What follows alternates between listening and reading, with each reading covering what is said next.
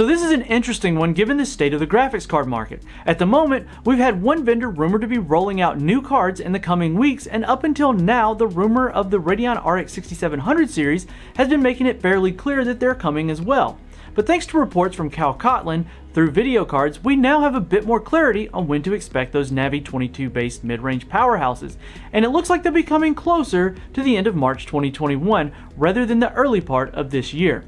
And that's not exactly a bad thing, as it should give them time to ramp up some production, maybe, and we'll see a break in the demand for graphics cards for mining purposes, or they'll just replace the demand for the current cards. It's quite honestly hard to tell at this point. But what about the specifications, you ask? Well, we're looking at a smaller RDNA 2 based 7nm die that'll be split into two lines, the Radeon RX 6700 XT and the Radeon 6700 non-XT. Of course, the non-XT is not actually part of the name, it's just vanilla. Right now, the details on the vanilla non-XT are quite slim, so we'll be looking at what's to be expected from the RX 6700 XT for this video.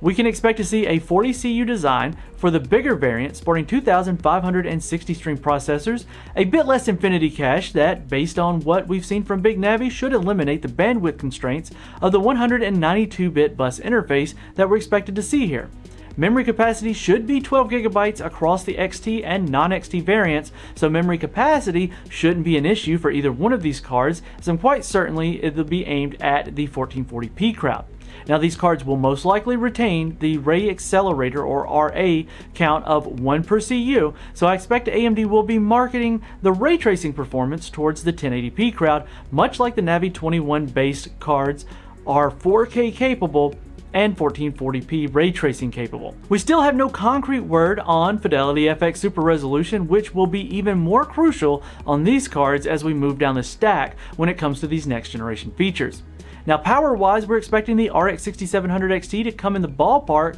of 185 to 210 watts, while the RX 6700 non-XT to be somewhere between 145 and 155 watts, indicating a decent gap in performance between the two, likely around what we saw with the 6800 series. So we can expect with reasonable confidence that these cards will be launching by the end of March, and maybe we'll get some hint of them next week at the virtual CES show, kicking off what we also expect to see NVIDIA to be announcing their RTX 3060 non-TI lineup as well, and at least one of those models will be sporting the same 12 GB of VRAM as the RX 6700 series. And it looks like the mid-range war is just getting started, as all eyes are on this segment since this is the bread and butter of both teams for quite some time. For more on this and other news, follow the link in the description and make sure you're subscribed and hit the notification bell so that we don't miss you in the next one.